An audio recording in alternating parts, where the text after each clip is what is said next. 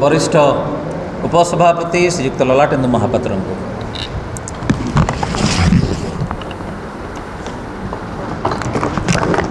नमस्कार। समस्त आदरणीय सांबादिक बंधु मान को मो स्वागत करुच्ची प्रदेश कांग्रेस कमिटी तरफ। आज जो प्रसंग उपर आम आलोचना करुचु से प्रसंगटी अत्यंत स्पर्शकातर। वर्तमान मान्यवर मंत्री कृष्णचंद्र पात्र जड़े सबुबले विवादीय व्यक्ति हिसाब से परिचित होती।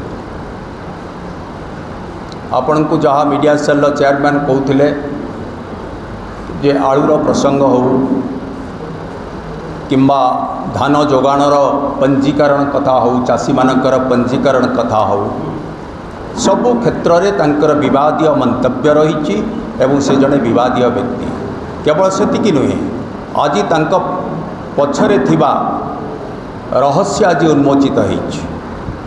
सेही रहस्य होउछि जे 25 लाख टंकार ठकेई 25 लाख टंकार अग्रिम देइथिले एवं अग्रिम देला परे आज से फेरस्त पाई पारु नाहंती एवं से बाबद संविधानिक विधि व्यवस्था आईन कानून बाबद समस्त अवतारणा करागला। सी गोटे प्रसंग रहिला गोटे पटे किंतु एपटे जदि आपण देखिबे जे जमीर बड़ केलेंकारी आप पछरे रही। रहस्य होउची जे गोटे पटे हला संविधानिक विधि व्यवस्था जे एपर्यंत तांको सत्यपाठ जो मिथ्या सत्यपाठ देइचंती से बाबद आईन जहाँ कहूची एपर्यंत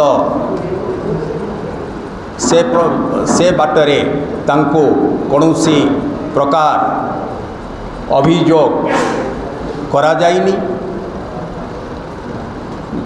जो आमर निर्वाचन आयोग रहिले से मध्य तांको तरफ कौनसी विधि व्यवस्था अनुसार तांको कौनसी एपर्यंत तांको ऊपर एक्शन नहीं नाहंती। मुख्यमंत्री मध्य ए विवादीय कार्य निजको दूरेई रखिला भलिया मने होउछि कौनसी कार्य करि नाहंती।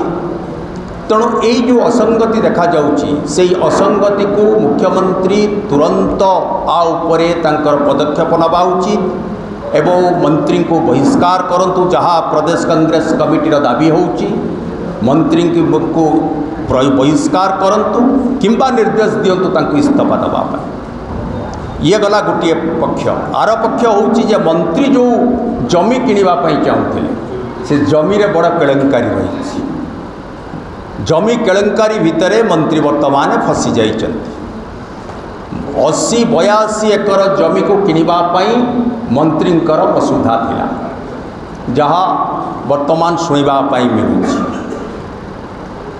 कटक मोड़ा खमार बेली गोटे बड़ पैच अच्छी जोटा कि ढेंकानाल 6-7 किलोमीटर परे से गोटे होउछि गोटे समस्त नाम रे थिबा जमी परिवार प्राय सबु भाई मानक भितर थिबा जमी किंतु से जमी सेटलमेंट पट्टारे जनक नाँ रे हो जाइछि। मंत्री किंतु एग्रीमेंट करिसंती तांकर अन्य भाई मानक सहित। जदि मंत्री कहउचंती जे 10 लाख टंका देइकिरी एग्रीमेंट करा जाइछि जहाँ तांकर मध्यस्थी जे थिले निरंजन शतपथी आलिगेशन करिसंती ताहले मंत्री वर्तमान स्पष्ट भाव रे कहंतु कहा सहित से एग्रीमेंट करिथिले एवं ये जमीटा को किनिबा पाई से निजे किनुथिले ना कंपनी किनुथिला। कंपनी कथा मध्य मंत्री कहिसंती से एग्रीमेंट रे किए दस्खत करिछि एग्रीमेंट रे केते टंका दिया जाइछि एवं कहा सहित एग्रीमेंट होइछि। निरंजन शतपथींकर कहिबा कथा होउछि जतबळे केस चलीथिला आरडीसी कोर्ट रे केस चलीथिला से केस समय रे मंत्री देइथिले अग्रिम कहीं ना ये विवादीय जमी को मु कम मूल्य रे किनी नेबी 80-82 एकर जमी को कम मूल्य रे मु किनी। तेणु से जो जमीटा को किनिबा पाई मंत्री जानिथिले जे आरडीसी कोर्ट रे केस अच्छी से केस जतबळे फाइनल हैला डिसेम्बर नवेम्बर 1924 मसीह ଯେତେବେଳେ ସେମାନେ ଦେଖିଲେ ଯେ ଯାହା ନାଁରେ ଏଗ୍ରିମେଣ୍ଟ କରିଛନ୍ତି ତାଙ୍କ ନାଁରେ ଜମି ନାହିଁ, ତେଣୁ ସେ ବର୍ତ୍ତମାନ ନିରଞ୍ଜନ ଶତପଥୀଙ୍କୁ କହିଲେ ମୋ ପଇସା ଫେରା। ନିରଞ୍ଜନ ଶତପଥୀଙ୍କୁ ସେ ତାପରେ 10 ଲକ୍ଷ ଟଙ୍କା ପରେ ଦେଇଥିଲେ ଯେଉଁ ଅର୍ଥ, ସେ ଅର୍ଥ ଦେଇଥିଲେ RDC ଅଫିସରେ କିଭଳି ଭାବରେ ସେ ଜମିକି ଜାଲିଆତି କରିକିରି ଯାହା ନାଁରେ ଏଗ୍ରିମେଣ୍ଟ ହେଇଛି ତାଙ୍କ ନାଁରେ ନେବା, ଯାହା ଅଭିଯୋଗ ଶୁଣିବା ପାଇଁ ମିଳୁଛି ମନ୍ତ୍ରୀ ଏଥିରେ ସ୍ପଷ୍ଟ କହିବେ। ତେଣୁ ଏପଟେ ରହିଲେ ମିଥ୍ୟା ସତ୍ୟପାଠ ଉପରେ, ସେପଟେ ରହିଲେ ଜମି କେଳଙ୍କାରୀ ଉପରେ। ମନ୍ତ୍ରୀ ଯେଉଁ ଜମି ଉପରେ ଦେଇଛନ୍ତି ଆଡ଼ଭାନ୍ସ କ'ଣ ପାଇଁ ଦେଇଥିଲେ, କେତେ ଟଙ୍କାର ଜମିକି କେତେ ଟଙ୍କାରେ ଶାଗ ମାଛ ମୂଲ୍ୟରେ ନେବା ପାଇଁ ଚାହୁଁଥିଲେ, ତାର ମଧ୍ୟ ଗୋଟିଏ ବିଧିବଦ୍ଧ ତଦନ୍ତ କରାଯାଉ। ତଦନ୍ତ କରାଗଲେ ଜମିର କେଳଙ୍କାରୀ କଥାଟା ପଦାକୁ ଆସିବ।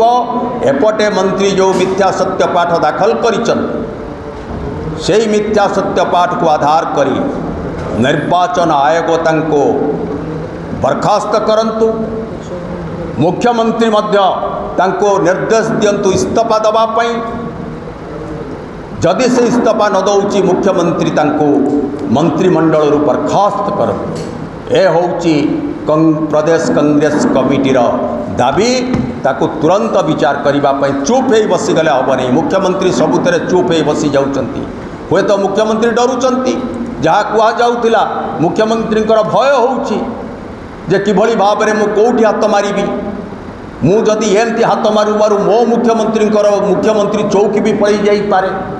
ତେଣୁ ମୁଖ୍ୟମନ୍ତ୍ରୀ ଏସବୁ ବିବାଦୀୟ ବ୍ୟକ୍ତିମାନଙ୍କଠାରୁ, ବିବାଦୀୟ ଯେଉଁ ମାନ୍ୟବର ମନ୍ତ୍ରୀମାନେ ଅଛନ୍ତି ତାଙ୍କ